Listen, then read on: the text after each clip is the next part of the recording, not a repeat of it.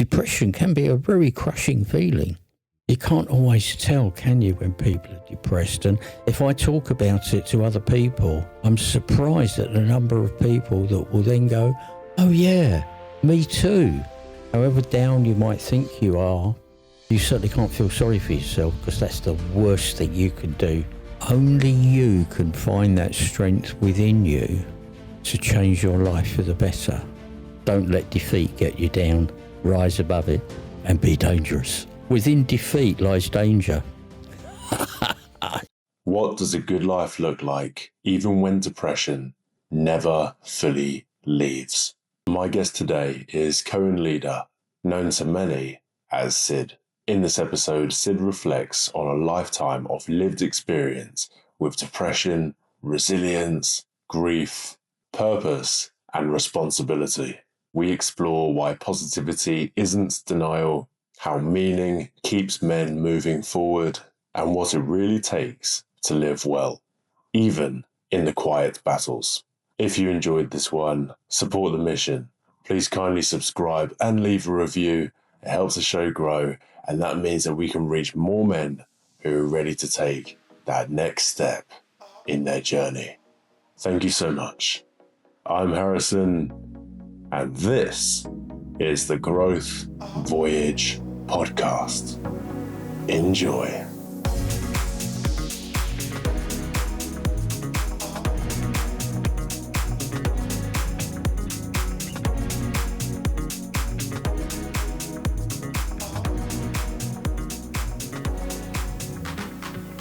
We're live. Sid, welcome to the show. Hello, Harrison. Thank you. Thank you so much for coming on. You've lived a long life filled with many different perspectives, and part of that life has been dealing with depression. Yes. In fact, for most of your life. And I really appreciate you wanting to come on to the podcast to speak openly about it. Before we get into that, I'd love to know, who is the Sid before the diagnosis, before all of this other stuff came in? Oh, the Sid before diagnosis. Well, I was only diagnosed after my mum died. So I'd gone through certainly my teenage years, all my working life, through the death of my dad and my care for him, through the caring of my mum with her dementia. I then went to see my GP thinking that I might be depressed. She just smiled at me and said, I've been waiting for you to come and talk to me about that. So why she didn't ask me to go and talk to her before that, I really don't know. Was she waiting for me to just understand how I was feeling? I really don't know. She's retired now, so that's not a question I could put to her. Well, I suppose in the case of depression, sometimes people might make observations about somebody, but then if the other person hasn't gone necessarily seeking for support, then it's unwarranted advice, I suppose. That's a distinct possibility. I can think back to why I felt the way I did in my teenage years. And then when I started working for myself, despite how I might have felt first thing in the morning, I knew I had to get up and get out there and crack on with things. So that's a great way to keep depression under control or kick it out of the door. I'm not really sure. Well, I also wonder, because you're talking about, what is it, 70, almost 80 years now you've been living I'm living on this planet? 78 now. 78. Yeah. So I imagine back then, I say back then, in the old days, however you want to call it, when you were younger, the attitude commonly would have been, okay, let's just get on with it. Oh, definitely. But you're saying perhaps that worked in your favour for a while. I think so. You talk to people that suffer with depression and they'll say, I've been told to just get on with it, stop feeling sorry for yourself, pick yourself up. And that's really hard sometimes for people to do. Yeah, if you're really in the depths of depression, which fortunately I wasn't, I don't think I was that far down. What got me through it, certainly music got me through it. And once I started working for myself, I had to do it. I needed to earn a living. Yeah. So however down you might think you are, you certainly can't feel sorry for yourself, because that's the worst thing you can do. Yeah. And that just doesn't work. And eventually people get pretty cheesed off. If you're feeling sorry for yourself all the time, people just tend to walk away from you. I think you might be right. I think it's within human nature. I think that's just the nature of how things are. If someone's coming to you, perhaps maybe complaining all the time or venting the whole time, but perhaps haven't come up with a solution, then eventually you're going to have that pushback, perhaps. But it's at the same time, if someone's going through a really tough time, then a lot of people might not understand that or get it. They might just see whatever they see on the surface, right? I think most people recognise that physical illness is quite readily spoken about, but any kind of mental illness, which depression is, people back then, let's go back to the 1960s, people didn't really want to talk about it. People wouldn't be that interested in your state of mind. It's much better now, and I find that when I mention to people that I suffer with depression, they're very surprised because of my general outgoing nature and the fact that I do have a sense of humour. You certainly do. I go, well, and I was like, you can't always tell, can you, when people are depressed? And if I talk about it to other people, I'm surprised at the number of people that will then go, oh, yeah, me too. Yeah. And that opens it up, because once you've opened up the dialogue and you're known to be suffering, albeit maybe at a completely different level, can you talk people through it? Can you help them? I'd like to think so. Yeah. Well, it encourages the conversation, yes, doesn't exactly it? That. Yeah. And like you said, you are. I've noticed that within our interactions, right? Very joyful, very pleasant to be around. To be. Yeah. Well, that's it. And I think there's a key difference there. By the looks of it, you have I might be in this situation, or I might be dealing with this circumstance in my mind. However, I also know that being in a joyful state of mind is advantageous. Always, right? Yeah. Unfortunately, the relationship I had with my first true love, lovely, lovely young lady called Anne, my depression became impossible for her to deal with. I think just my mood swings were probably just too much for her. I was surprised at the time, because two seemingly intelligent people, and she was intelligent, really between us, we should have been able to just pick up one or two signs and done something about it. I'll never know, but that was such a shame, because we were due to get married, and that would have been a lovely, lovely marriage, I think. Yeah, I certainly hope so, but you move on from that. Well, let's dive into that then. Or before we do, I know you mentioned about talking to other people with depression, and how that has actually, I imagine, not only helped you, but helped the other person as well. I'd like to think so, because I've spoken to other people about it maybe in the last 20 years. Before that, I wouldn't talk about it with people.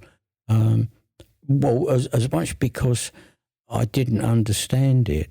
And it was only after Mum died that I probably did recognise it and just need that confirmation from my GP. before that, without that self-recognition, there's nothing to talk to other people about.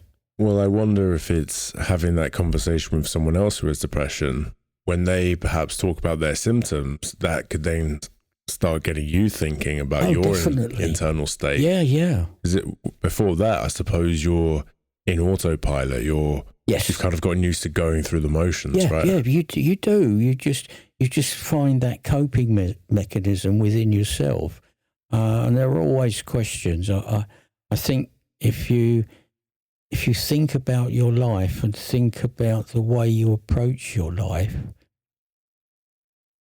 to think that you might be sinking into a pit is so negative, and I'm not like that. I always have a very positive frame of mind, which probably made my depression so much easier to cope with, even though I wasn't aware of it.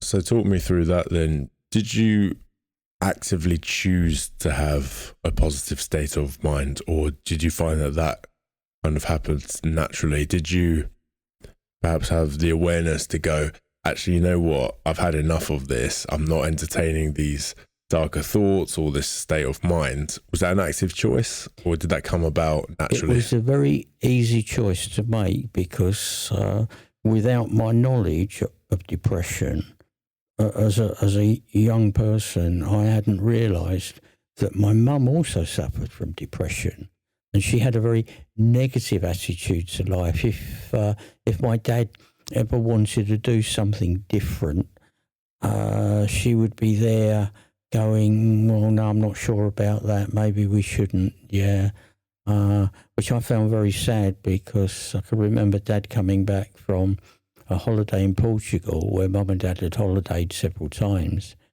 saying, I found the most amazing villa that I'd like to buy.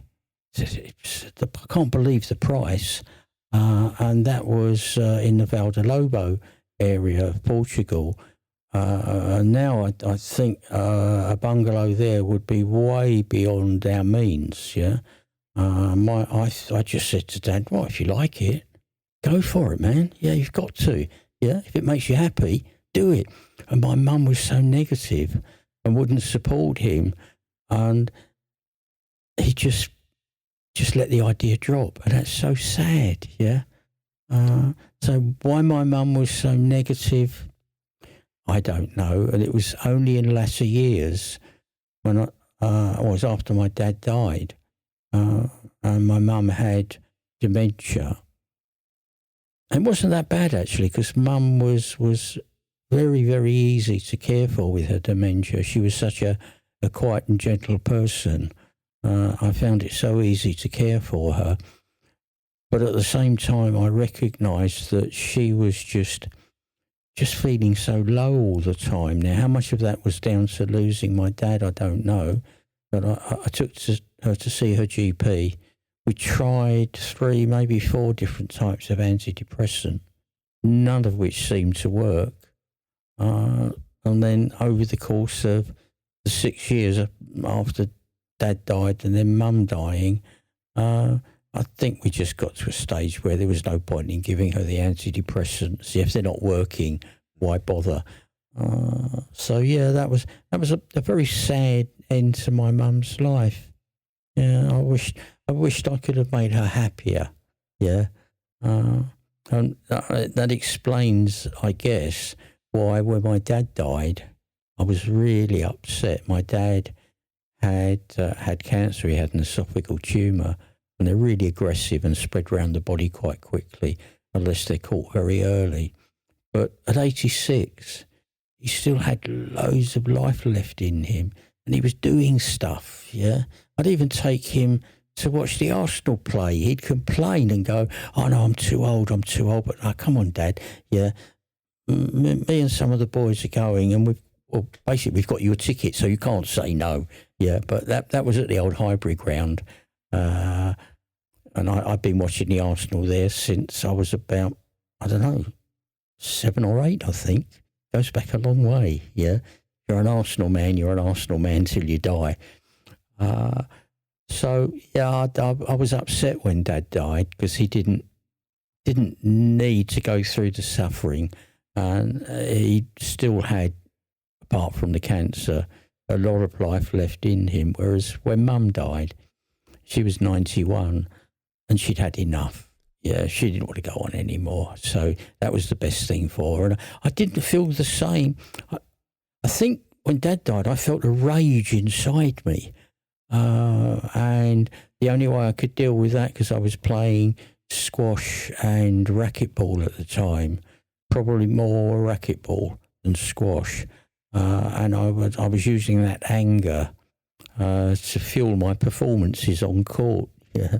You found an outlet. Yeah, I did. Yes. Whereas after Mum died, I didn't feel any anger. I just thought, no, Mum's at peace now, and she's with her angels.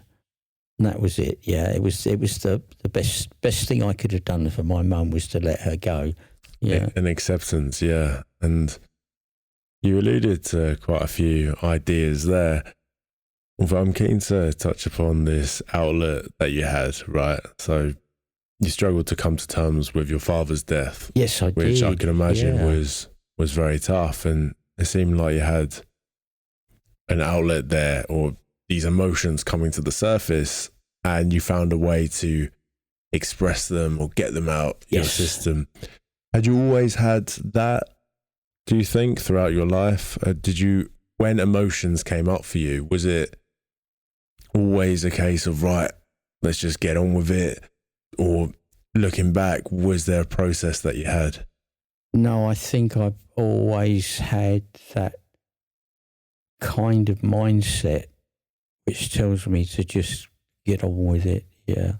Because I spent a lot of the time when I was mechanicking working outside, as much because I like the natural light and the extra elbow room you get from being outside. And it was great in the summer, but come the winter, I'd really have to force myself to get out there because it was cold, it was wet. When it was really cold, my spanners would stick to my fingers in the winter. Yeah, that was nasty. Yeah, you talk to other people that have worked outside and worked through the cold winters, and they would tell you exactly the same thing. It's not a lot of fun. But no, I can't imagine it is. Yeah. And you also mentioned something there about just being aware of the weather and how it impacts you. I know even a lot of my friends, they say, well, when it comes to the winter months, I get seasonal depression. Well, I do. Yeah. It affects me, definitely. Well, I think we need the sun, right? It's healthy. It's good for us. Always need it. I miss the sun. I hate those short days and long dark nights. I hate it when the clocks just go back and I think, oh no, I've got this to look forward to until the spring. And then when the spring comes, I'm a happy bunny again. So talk to me about this feeling of depression then. You mentioned there you had noticed it in your mum beforehand. So when did you start noticing these symptoms in yourself? Was it, obviously you mentioned you've had it the majority of your life, but was it just when you had noticed it in other people, you could then start looking at yourself that way? I know you said you went to your GP, but were there signs beforehand, do you think? There probably were signs that other people maybe should have picked up on, but no, I didn't recognise those signs myself. As I said earlier, it was only after Mum died, and I had this overwhelming feeling, difficult to describe, but enough of the sense of it to go to see my GP. I wonder if that death was almost kick-started that in a way for you, because now that had taken place, it sort of woke something up inside of you, perhaps. Well, yes, of course, because it would have kick-started my recognition. Once somebody points you in the direction of something, then you, if you like, take a retrospective view of how your life has been. And it explains so much to me, how even in the midst of a loving relationship, how I would like to take myself off on my own with my dog and go for 2-3 hour walks. And if anybody suggested coming with me, oh, no, I want to go on my own, just me and Brutus, my dog, because I need this time to myself and just to think. Yeah, now whether that's meditation or not, difficult for me to say. But certainly that was very important. And on one occasion, when I was living with Anne, I took myself off one evening and stayed out all night, sleeping against an oak tree with the dog by my side. And it must have worried her so much and left her thinking, well, what's happened to me? Yeah. And I didn't consider that at the time. It was just the way I felt. I must have been at such a low ebb that I just wanted to be out there in a field under a tree with nothing else but my dog for company. When I look back on it, it was such a selfish thing to do because of the worry it would have caused. But I couldn't stop myself doing it. Well, it's interesting. It's very selfish, really.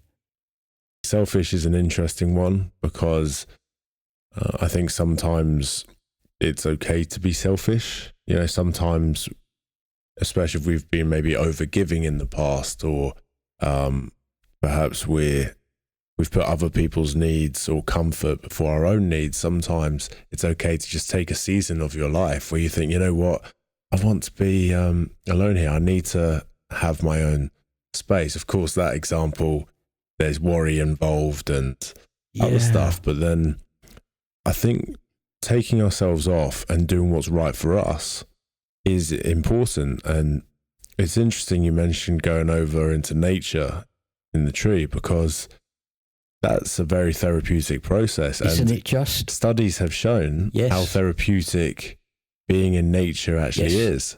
So even before you had access to all this information, you were still going there anyway. So what guided you to that exact spot? Was it a case of, well, I'll just find peace here, it's quiet, there's no noise, maybe? I suspect that without me having too much recall of my state of mind at the moment, and let me just say before we go any further, I'm not a naturally selfish person. Yeah, I don't think of myself all the time, particularly in a relationship. I'm happy to give as much as I possibly can. Yeah, as you can't expect people to give to you if you don't give to them. Yeah, it's really important. But being in nature, well, that probably stems from when we moved from Paddington to Barnet, and I've been used to playing in the streets, not having a garden, living in a small flat, and coming to Barnet and being surrounded by fields, trees, a local lake, and more wildlife than I'd seen outside of London Zoo was amazing. And I just felt that instant connection and thought, you know what, for somebody that's really a city boy, having been born in Paddington, I feel so at home in the country. Maybe I was just born to be a country boy. Yeah. Maybe, maybe that's where your home really is. You know, that's where I always see it as like one of the good signs I use to direct me is how do I feel in each environment. And if I feel good playing a certain sport or going to a certain place, that's my signal to go, actually, maybe I should be spending more time there. And it seems like nature was your spot, really. Oh, nature is just where I was at. Yeah, from the moment we came to Barnet, I was 11 going on 12, and I was introduced to fishing. I was introduced to bird watching. I was introduced to, unfortunately, collecting birds' eggs, which is illegal now. But one of my friends was collecting birds' eggs, and I followed him, which we all recognise is wrong. What is, just out of interest, why would people collect bird eggs? Oh, the same way that people would collect cigarette cards or birds' feathers. Oh, like a collection? Yeah, just a collection. Some people collect butterflies. But collecting birds' eggs was seen as a very innocent thing to do at the time. I remember we're going back to late 50s, early 60s, and nobody really saw any harm. As long as you just took one egg, if you found a nest and it had 5 or 6 eggs in it, you would take one. If you found a nest that only had 1 or 2, you wouldn't take any. So the odd egg going missing, as schoolboys, we didn't think it was that bad. Of course, in retrospect, it was terrible. We should never have been doing it. But as you grow up, you realise the wrongness in some of the pursuits you had. But I don't think we did that much. If that's the worst thing that I've ever done, I don't feel that bad about it. What's fascinating to me is, again, you going out there, going fishing, hunting for birds' eggs, albeit even if it's not something you would do now. These are all activities which now, a lot of the time, you prescribe to someone who is depressed, right? And you would say to people, get out in nature more, go outside and live. And I just find it fascinating how that was the natural course of action to you, to just go outside. And that was your peaceful place, I imagine. Oh, it was just such a joy to me. And the same as playing sport. I was introduced to cricket by my dad when I was still in a pram, didn't know anything about anything. And my dad would wheel me round in the pram on a Sunday to Paddington Rec so he could watch the football. Sorry, not the football, the cricket. And I must have absorbed it, without realising. And that's given me a lifelong love of cricket, Yeah. I'm keen to hear about the contrast then. So you find these moments of peace and joy in your life. Where do the symptoms of depression lie within that? Talk to me about that feeling, right? Because when people hear, this person was depression, if you haven't experienced it yourself, you're not going to know what that actually feels like. What is that? It's a very low feeling. Obviously, depression strikes different people in different ways. For me, it would manifest itself in my desire just to stay in bed, maybe just listen to the radio, maybe read a little, maybe just go back to sleep, just not wanting to get up, go out, just enjoying the comfort, the warmth, if you like, the safety of my bed. I could remember as a child, if anything had upset me, I just wanted the safety and comfort of my bed. And I think that stayed with me. Now, even at my age, there are times when I wake up of a morning, particularly at this time of the year, in the depths of winter, I think, I don't really want to go out. Yeah, it's like I'd much rather stay here, but then of course I have to, because if I don't, I've wasted a whole day, which is not a good thing to do. But B, you have to get up, get out, do something. Just it helps enormously to get out there, get some daylight, get some sunshine. I go and have breakfast. And then talk to the friends I've made in my local pub, and we just chew the fat. Nobody gets, well, occasionally we get quite deep and philosophical, but most of the time we just just chatting amongst ourselves. It's so refreshing, yeah, and it gives you a reason to be out, and that the moment I step out of the door, even if it's raining and it's cold, I have a purpose. I'm going down to eat breakfast. So that's my first purpose. And also at the same time, I know most days that I'll have company, and company that I like, not company that's being forced on me, but company that I enjoy. So important. Super important. And I love that even though you've got this weight of depression there, you're in bed, it's cold, it's dark, and you've got this nice warm duvet. Oh, yes. You still know, no, this is a non-negotiable. I have to do this. Yes, very much so. Yeah, and that, it seems, has really kept you going. Oh, yeah, without a doubt. Yeah, super important. It's like a trigger point, isn't it?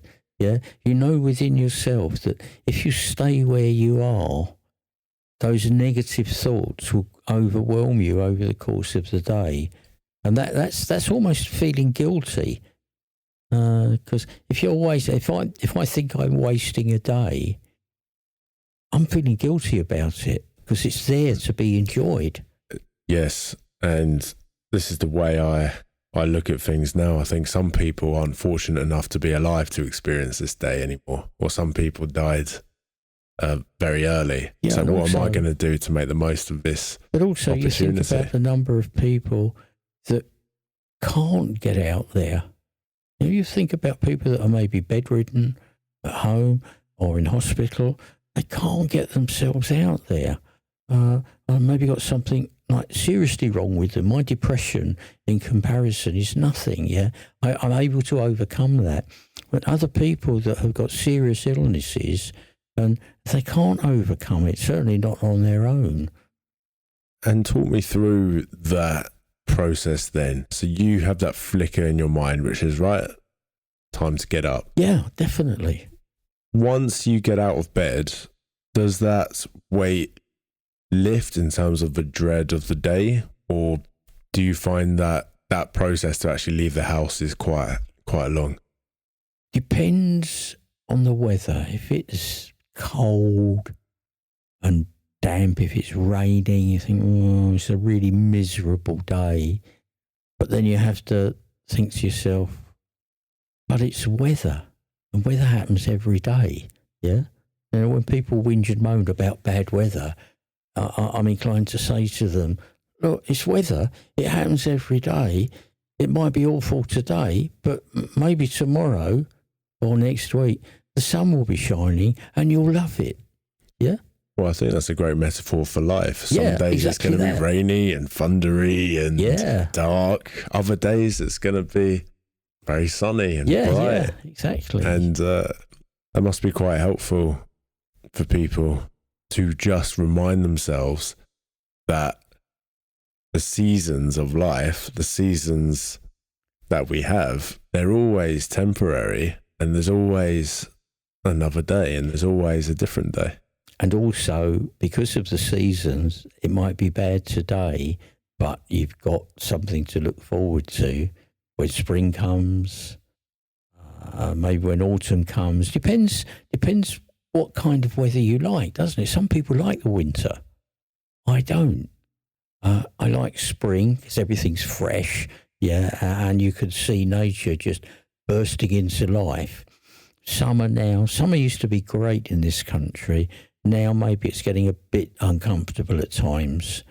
And then as we drift into autumn, then it starts to get more comfortable. And then, the depths of winter, early winter's okay these days. The depths of winter, January, February, it's uncomfortable, but there's always a better day to look forward to. 100%. And even if you're not suffering with depression, the way I like to look at it is, okay, you've had a bad day. You're allowed to have a bad day. Yeah, every once in a while. but what are you going to do the next day? Are we going to make the next day better? Hopefully. And I think that has helped me just come to terms with, you know what? Not every day is going to be a fantastic day. I can optimize it as much as I would like, but certain things might come up and stuff happens. Tomorrow we go again, but this time we're going to make sure it's a really good day. Look for the joy in life. Yeah. And you've always done that. Don't have negative thoughts, have positive thoughts. Oh, looking for the joy in life, yeah. Regarding the negative thoughts then, did that take place much in your journey, or was it more of a feeling, would you say? Interesting. I'm not sure how much negativity. There have been periods when I've obviously been very low and had very negative thoughts, but mostly I have a very positive outlook on life. Yeah, I've got this far in life, yeah, and I'm still doing okay. You're still here. Yeah. Well, not only am I still here, apart from my arthritis, which is uncomfortable, and my blood cancer, which is a bone marrow disorder, which hopefully will not kill me. It's well under control. I'm pretty healthy, yeah. I just think that I've got loads of life left in me. Yeah, it's my intention to live to be at least 100. Yeah, that's how positive I am about my life. Well, I can sense some gratitude there as well. How important has gratitude been in your journey? I think if you've lived a relatively happy life, and you've been surrounded by people that love you, and you can return that love to them, and you've made a life for yourself from your own endeavours, why shouldn't you be happy and grateful? Yeah, I have no complaints about my life. So I certainly hate people when they whinge about what a terrible life they've had. Or why did you allow that to happen? Yeah. This is a great point. And this is where I believe accountability comes in. Exactly. Right. And it's really important. And this is the key differentiator. You're allowed to feel a certain way. You can have stuff come up. But then what are you going to do about it? And where could you have perhaps made a difference before? What are the lessons that you've learned along the journey? And will you take responsibility for everything that you're feeling or that you have done? And I think that makes such a huge difference. You have to take responsibility for yourself, yeah? And take responsibility for your actions. Admit to yourself where you've made mistakes. Admit to others where you've maybe mistreated them, yeah, albeit inadvertently. I've had people say to me, oh, you were terrible. And I think, well, I don't remember being terrible, but can you tell me why? Yeah. Mostly they can't remember any more than I can. They've just got this feeling, yeah, that I did something terrible. Oh, I think to myself, I don't remember that, but, you know, if I've been unpleasant to somebody without good reason, I apologise to them, yeah? If you recognise that you've been unpleasant to people or done somebody harm, you should be man enough to go, oh, yeah, I was wrong there, yeah. Admit to your mistakes. Definitely, you have to do that and move on. Try not to repeat those mistakes. But as I previously said, maintain that positive outlook on life. Yeah, well, again, it's what other option do you have? What other option do you have? You know what I mean? Well, people do have options. I mean, people can refuse to accept responsibility. I'm sure lots of people do think like that and think that maybe the world owes them a living. I've come across people. that think the world owes them a living. Or my world doesn't owe me a living. That's down to me. That's the thing. I think, again, the reason why, and there's been quite a few reasons why you've kept on going with this outlook, it's because I think you know that, well, if you don't take that option, then your life isn't going to change. If you don't have that positive outlook, then you're not going to go outside. You're not going to meet some people. You're not going to... Only you can find that strength within you to change your life for the better. Yeah. Which is, again, pretty much saying don't have negative thoughts, yeah? Grasp whatever you can from whatever's put in front of you and find the positivity in it and move on, yeah?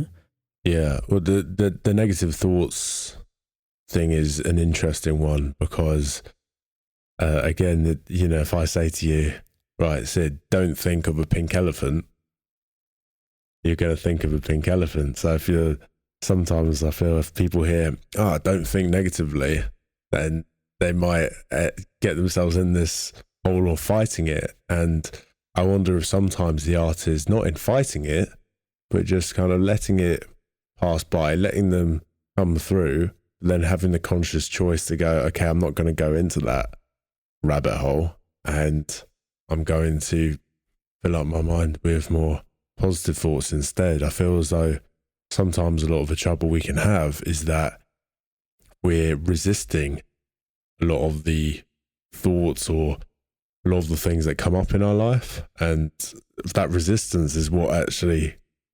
Well, the resistance creates the resistance. If you get rid of the resistance itself, maybe that can shift your perspective a bit.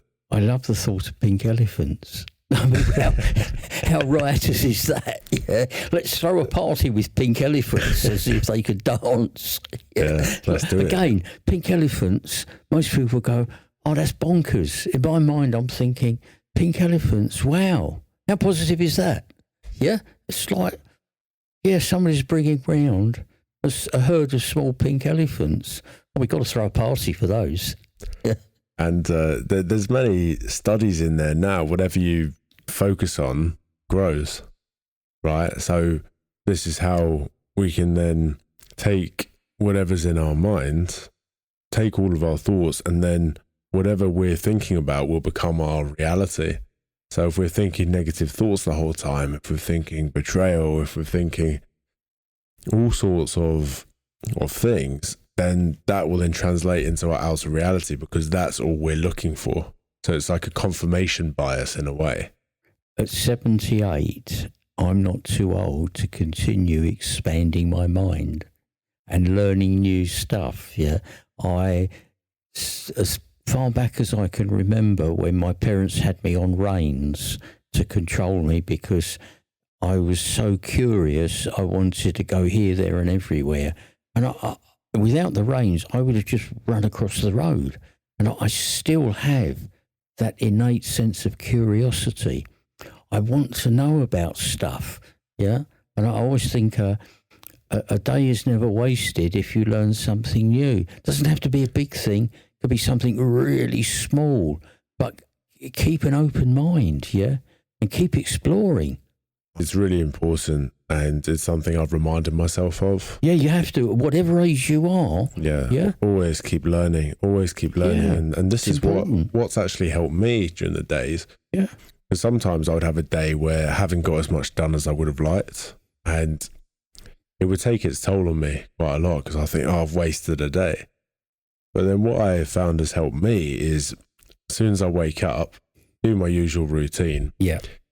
But then learn something new for half an hour, read a book, listen to a podcast. And I find that even if stuff has cropped up throughout the day, I can still think, but I've learned something new today. Yes, that's really and important. I've kept things going in the right direction. And every day, I believe different areas of our life, they either get slightly better, very, very slightly better, or slightly, slightly worse. And then over the course of a year, 5 years, 10 years, these compound. So if I can just learn a little bit each day. Keep rising above it.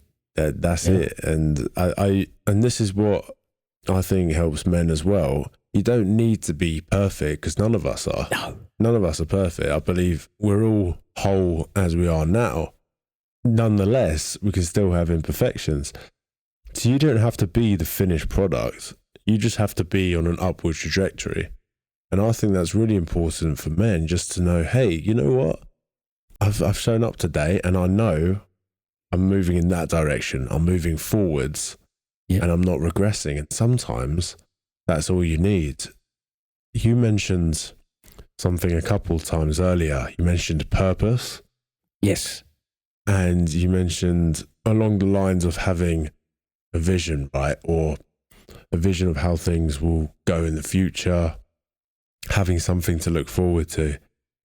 How important has a sense of purpose been in your life? And has the absence of it sometimes worsened symptoms of depression? Oh, without a doubt. It's coming up to 5 years now since my late partner Jackie died. She was in a care home suffering with dementia. Now, before she went into the care home, my sense of purpose was caring for her. And one of the things that gave me a great deal of pleasure caring for her was cooking for her. Fortunately, she liked my cooking, and I have to confess to being not too bad at it. And I'm adventurous to a certain extent. I like to mix and match things. And after Jackie died, even though she was in the care home, I kind of lost my purpose for a while. And I'm coming out of it now. I can see, I think, a better future for myself, because I have been with that loss, suffering, and it's really dragged me down. But yeah, now I feel better, and I think I can only move on forwards and upwards. Yeah, because with my determination to reach at least 100, I've got that real solid positive vibe back in my life. You've got a vision. Yeah. And because I can't imagine losing your partner. I mean, that's horrible. That's, yeah. And I can only imagine the amount of grief that you had and all the pain that you went through with that. Mm. And as you suggested, I think a lot of the time that can impact us even more when we're fixated on that. And I think for a lot of people, a lot of men, they can't take themselves out of that. And so I think for yourself, you've alluded to something there, which is, okay, what's the new vision that I'm going to have? And perhaps for you, as you've alluded to, it's living to 100. And that's something that can get you up in the morning. I think one of the problems for men, and probably men of a certain age, maybe it doesn't apply to younger men now, that I'm not sure about, but a lot of men have gone from living with their mums and having everything done for them, cooking, the cleaning, the washing, everything, and then they've maybe gone into a serious long-term relationship and got married, expecting their wives to do exactly what their mums did for them, rather than getting out there and learning to do stuff. And I was producing food from my teenage years onwards, because I started going camping around 14.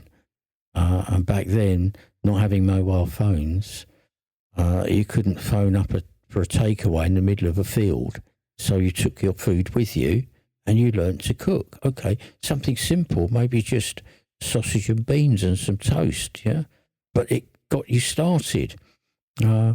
And if I said to my mum, "Oh, Mum, can you sew a button on for me?"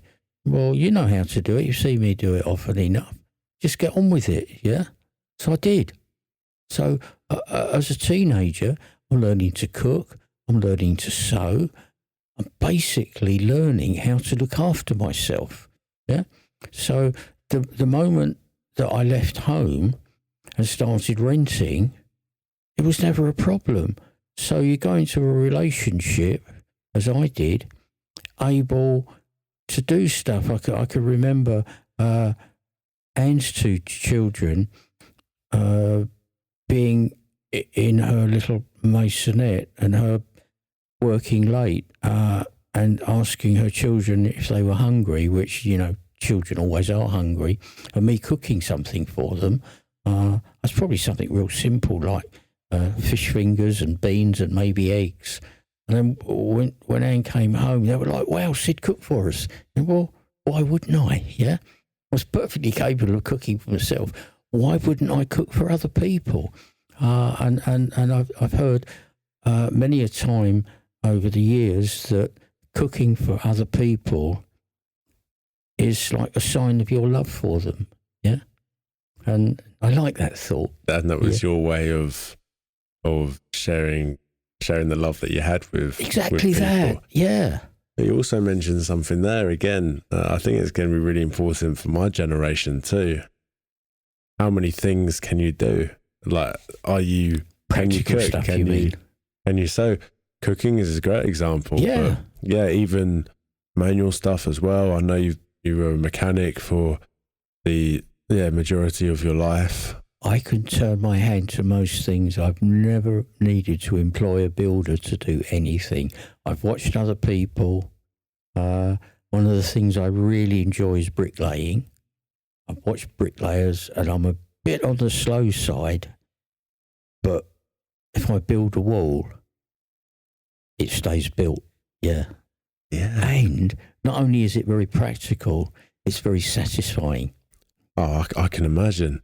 But the funny thing is, people were saying with AI coming in to replace jobs, they're going to be after people such as yourself, because people need to be able to. Everybody should learn practical skills, Yeah. and not just men, women as well, because there are more women doing manual jobs now than in my lifetime. Yeah, and it's important that you can turn your hand to things. If you're not sure, watch other people. I've learned so much by watching other people, keeping my eyes and ears open, keeping my mouth shut, yeah, and then hopefully at some point asking hopefully an intelligent question, yeah, but not disturbing people whilst they're working, just observing. I think that's a great piece of wisdom just there that you just dropped. And I think it's crucial. And it's something I think a lot of us can be better at. It's just listening, observing, asking questions, staying curious about the world around you. And that's how you learn the most. What I also saw there was, again, you being able to do this stuff.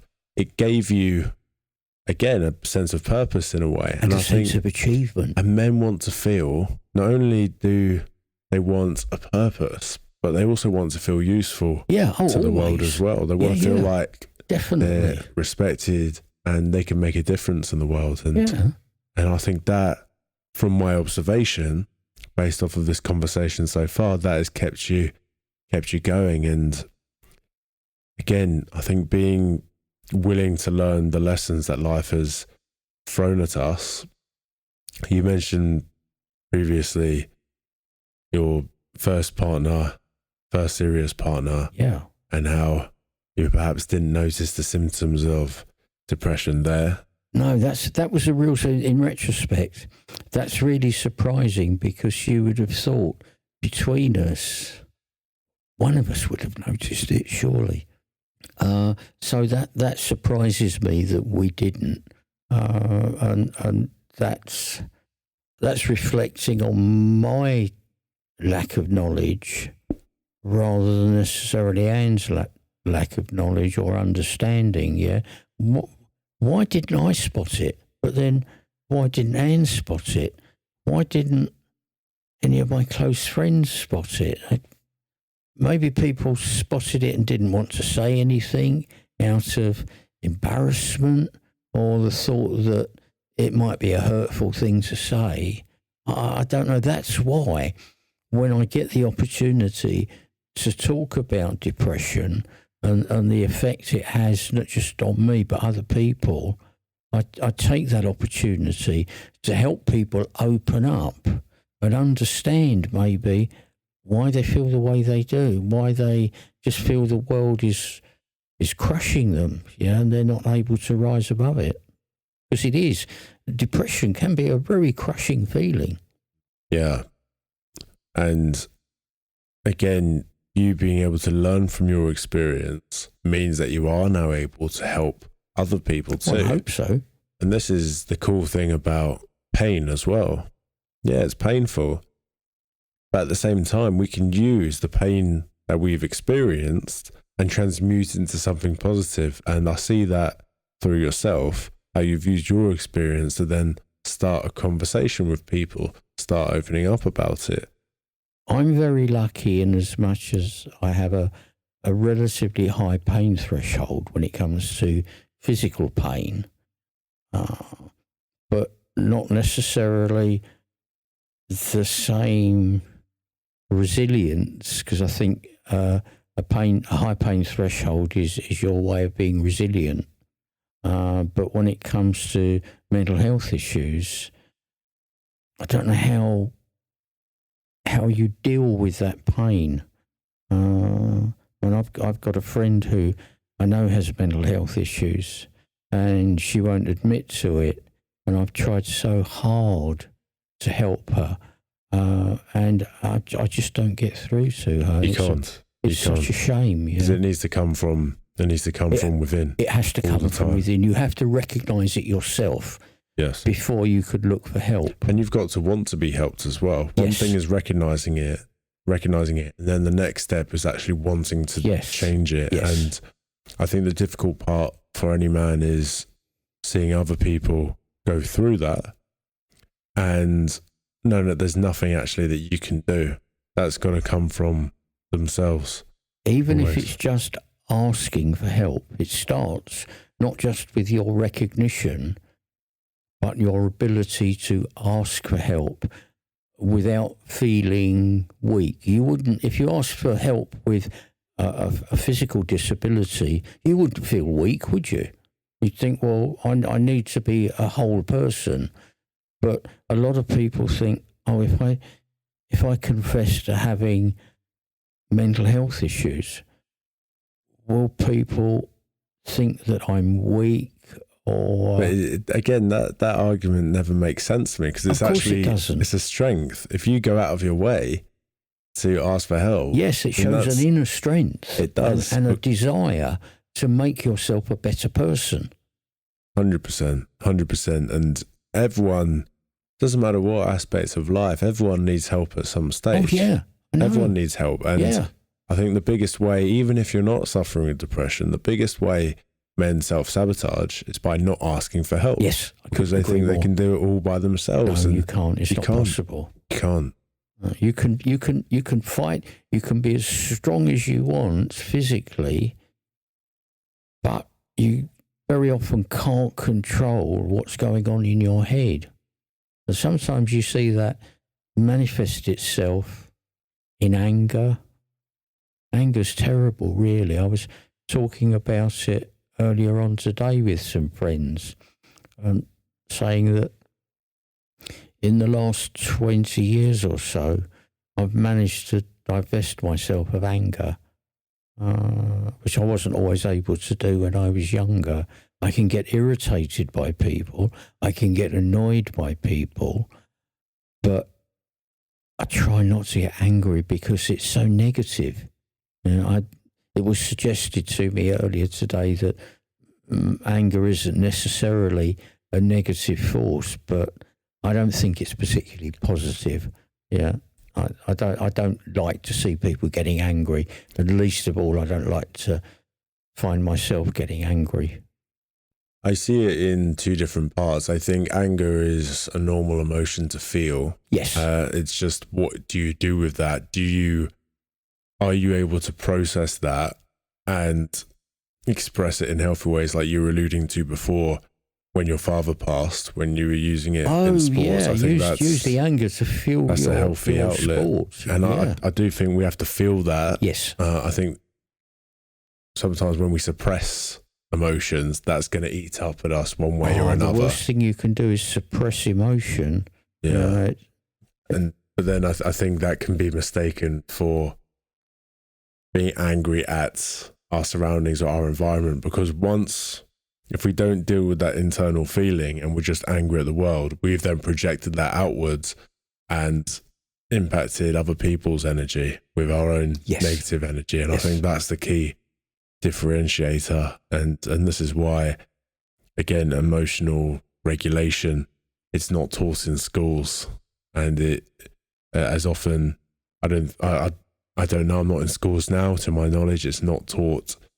And if it is taught, it's not taught often enough. I think it should be, in my opinion, something that is part of the school syllabus. Where do you draw the line at what schools should and should not be teaching? I think we're asking schools now to do so much more, so much that we would have learnt from our parents. Our parents may be abdicating from some of their responsibilities. That's a great point. This is the thing. I don't think emotional regulation has been taught by generations on the whole. I don't think it's been common knowledge. But then, again, you could say it's the responsibility of the parents. Then how many parents have that knowledge in the first place? Is what I would. Well, that goes back to the grandparents, of course. Well, and there's and generations. Then the great-grandparents. Yes. How far back do you go?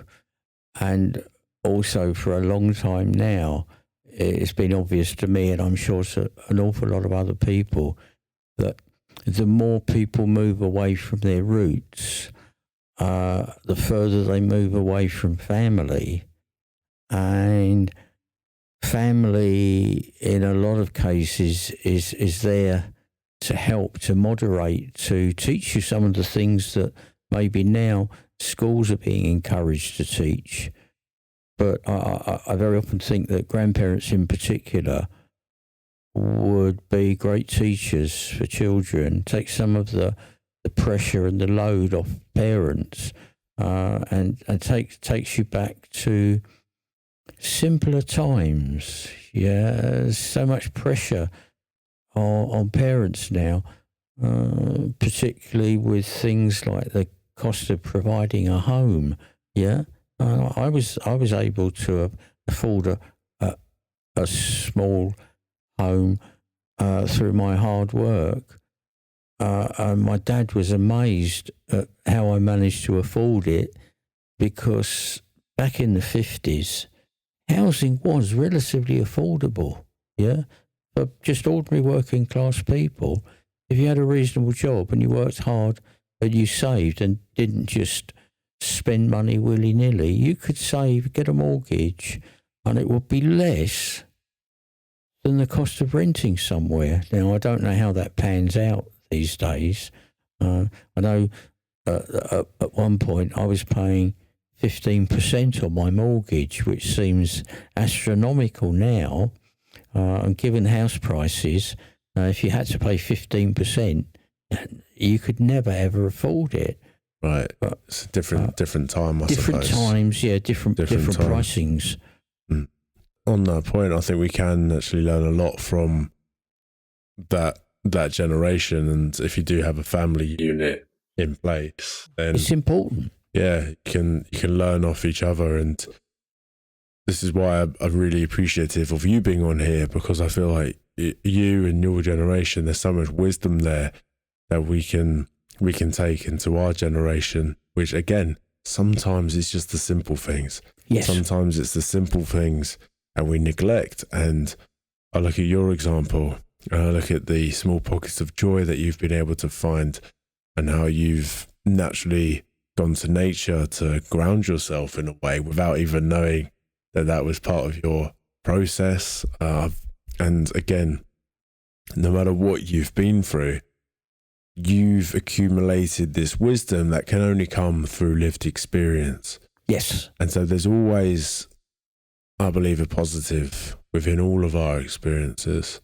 And I think there is a sense of duality to life as well. You're going to get tough times, dark moments, and you're going to have better times. And I think when we have that in the front of our mind, we can let go of trying to control the outcome, control our external world, and place more of an emphasis on, just mastering our internal world, being okay with letting go of experiences in the past. Or sometimes you're right, you do have to let go of stuff.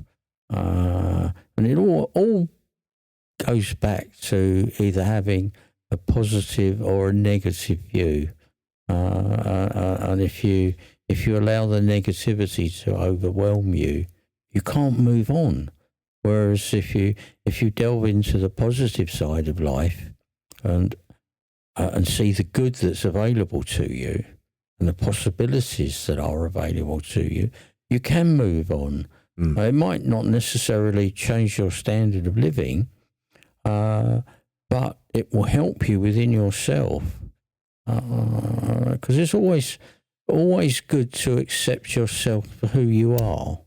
Yeah, not who you might think you are or how other people view you. It's taken me a long time. I think probably until I was about 60, I wasn't really sure of who or what I was. But now I'm absolutely full of the knowledge of who and what I am. Yeah, and I'm comfortable in my own body. And I always say to people, just be comfortable in yourself. Don't let other people put you down. I've had friends say, "Oh, I wouldn't want to be you," and I think, well, I'm quite happy being me. Well, they don't sound like friends to me. No, exactly that. Well, that particular person is no longer a friend. Right. Yeah? QED. What made you finally start to be able to accept yourself then? I can only assume that some of it was to do with caring for my parents. As I can remember chatting again with my then GP and her saying, "You just one of nature's caring people," and that kind of opened up a different view of myself and thinking, oh, yes, you're right, I probably am, because caring for people that you love is such an important thing. And I hadn't really taken much notice of what I was doing, but when it's pointed out to you, you think, oh yeah, you're right, yeah. And then being with Jackie, and again needing to care for her, and just the way I feel if I see somebody in distress, I want to go and help them. Yeah, it's obviously inherent in me.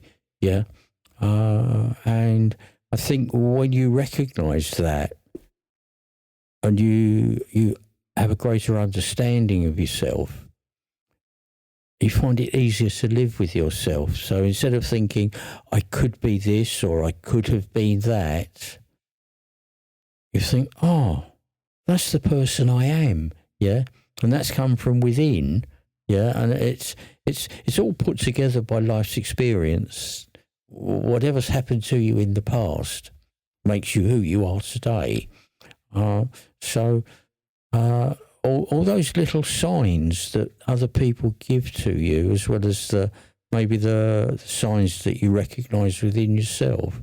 And I think it takes a long time. As I say, it took I you was 60 probably years. 60 before I really realised that. Yeah, and I imagine you're still learning. Oh, every day. Each day. Yeah. And again, it ties into what we were saying before. It's not about being the finished product. It's about I'll continuing never to be learn. the finished product, will I? It's an impossible journey. I'm still evolving. We're all still evolving, yeah? Yeah. And if I should reach 100, I'll still be curious. I can't imagine me not being curious, which means I'm still evolving, yeah? I'm still looking forward rather than looking backwards all the time. That's it. That's the main takeaway I took from this one. Always looking forwards. Oh, yes. What we'll do, Sid, we'll move into the closing traditions of the podcast. The first two questions, nice and simple. They are asked every week, and then the third question is asked by one of the Growth Voyage listeners. Yeah. The first question is a song recommendation, your favourite song. Oh, well, on the previous one, that was Peter Green's Fleetwood Mac version of Albatross. You want me to give you another one? That's a great one. We'll use that. Yeah, That's I like cool. that. It's just such a lovely tune and heartfelt by Peter Green. And he's much missed in the world of lovers of guitar playing. Yeah. The book, well, as I mentioned last time, those Louis de Bernier books, they still sit and resonate with me, yeah. But they were published before Captain Corelli's Mandolin, so if you're a fan of Louis de Bernier, you can find them. Yeah, they were issued as a little triple pack, which I think is now out of print, but I'm sure could be found online somewhere. But yeah, very interesting. Shows a great sense of humour and imagination, which is why I really like them. Yeah. Brilliant. Yeah, we'll see if we can find the titles and put them in the description of this episode so people can find them. Second question was your book recommendation. The final question asked by one of the Growth Voyage listeners, and this was from Ryan, who asked, if you were to lose your business and job tomorrow, what would be left of you? Which way would you look at yourself? And it's a good question because I think in this context, what Ryan was alluding to is that many people, business owners, they often tie their entire identity to their profession or success. Now, you're retired, but perhaps you can offer a different perspective on this one. If you were to have lost your business or your job because it was such an important part of what you did, what would have been left of you? I would always move on from the job, and I did have the possibility of leaving mechanicking behind me. One of my friends who ran pubs, he's retired now. He asked me to take over the music at one of his pubs because the music side of the business was not working. And without any previous experience, but having a very wide range of musical interests, what I like to think of as very big musical ears, so you can listen to all kinds of stuff. And I was hoping to make that my future. And when I started, it was obvious to me and to other people that along with the mechanicking, which I had an aptitude for, I had an aptitude for promoting music, just because of those great big musical ears where I could hear all kinds of stuff and see how it resonated with people, with audiences. And it worked really well, maybe to my surprise as to how well it worked, but at the time the music was responsible for doubling the turnover in the pub. I went from an annual turnover of £500,000 to £1 million within a year, and that was definitely led by the music. So what I take away from that is that if you had lost your job, you would have found something else, and without a doubt, you wouldn't actually affect you. No, I wouldn't have been heartbroken. Mechanicking's hard work, particularly if you work for yourself. You've only got one pair of hands. and as you get older and the body gets weaker, it becomes harder and harder, which is why I was happy to retire myself. But I only wanted to retire from mechanicking had I had the opportunity to carry on presenting music and seeing the joy it gave other people, yeah? Not just the pleasure it gave me, but the pleasure it gave so many other people. Yeah? I would have been so happy. On that basis, I would still be working today, yeah? Nothing like playing music for people or presenting music from live bands and seeing the pleasure it brings to people, and not just the audience, but the band as well. Remember, it's a two-way thing with music, yeah? The band feeds off the audience and the audience feeds off the band. So, in effect, you kind of climb higher and higher when it comes to enjoyment, yeah? It's great to see, yeah? And I'd love to still be doing it. Now I kind of understand why DJs go on and on and on, because they still derive pleasure from the music, yeah? Yeah. Music's a wonderful thing, isn't it? Just it can take your mind to a different place, and always. I think you would have, always just been able to find something, because that's the impression I get. You're always going to be looking for the next thing, and I'd say that in a positive way. You're always focused on what we're working towards now. It's having an open mind and realising that one part of your life might be shut down now, it's gone, and thinking, well, there's always something else, yeah? Again, positive thinking. Always positive thinking. It's so important, yeah? That's it. Sid, before we wrap up, I know you found a lovely poem. Oh, haven't I? To share with the audience. Yes. Right, off with the glasses. Right. This is a poem called "Defeat My Defeat," written by Cahill Gibran, who was born in 1883, died in 1931. Defeat, my defeat, my solitude and my aloofness. You are dearer to me than 1,000 triumphs, and sweeter to my heart than all world glory. Defeat, my self-knowledge and my defiance. Through you I know that I am yet young and swift of foot, and not to be trapped by withering laurels. And in you I have found aloneness, and the joy of being shunned and scorned. Defeat, my shining sword and shield. In your eyes I have read that to be enthroned is to be enslaved, and to be understood is to be levelled down, and to be grasped is but to reach one's fullness, and like a ripe fruit to fall and be consumed. Defeat, my bold companion. You shall hear my songs and my cries and my silences, and none but you shall speak to me of the beating of wings and urging of seas and of mountains that burn in the night, and you alone shall climb my steep and rocky soul.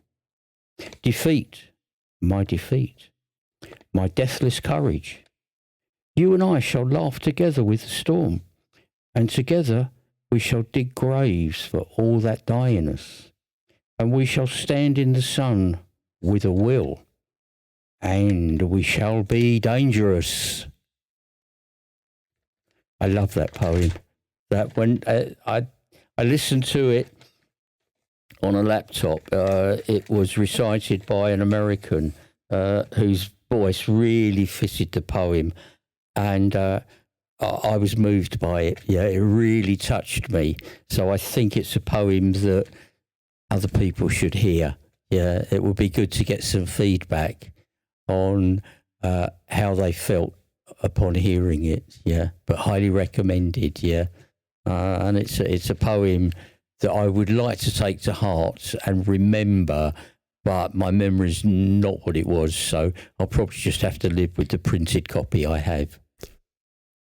Well, that was beautifully read. Oh, thank you. And I could see how much that poem moves you. Yeah. And I'm very fortunate we'll have it on record now. So, yeah, we can play it over and Oh, over. thank you, Harrison. It'll be there forever, brother. Good. Yeah. Something about that poem that it's very, very special. And the poems that I like, that I enjoy, are all relatively brief. When poems go on and on and on, I get quite bored. And any poetry that I've written over the years, every once in a while something comes into my mind. They've all been very short poems. Yeah, I don't do long stuff. Yeah. But yeah, poetry is good. People should learn to listen and read more poetry. Yeah, it can have a very interesting effect on people, as proven by this poem, because it moves me. Yeah, it really does. Yeah. Have an open mind. Oh, have an open mind, have a curious mind, have a positive mind, yeah? And don't let the bad stuff get you down, yeah? And yeah, within defeat lies danger. Yeah, but then in victory should lie a certain sense of what if, yeah? Don't go overboard in victory. But don't let defeat get you down. Yeah. Rise above it. Yeah. Yeah. And be dangerous. Be dangerous. But in a nice way. Thank you so much. My pleasure. Yeah, I've enjoyed it.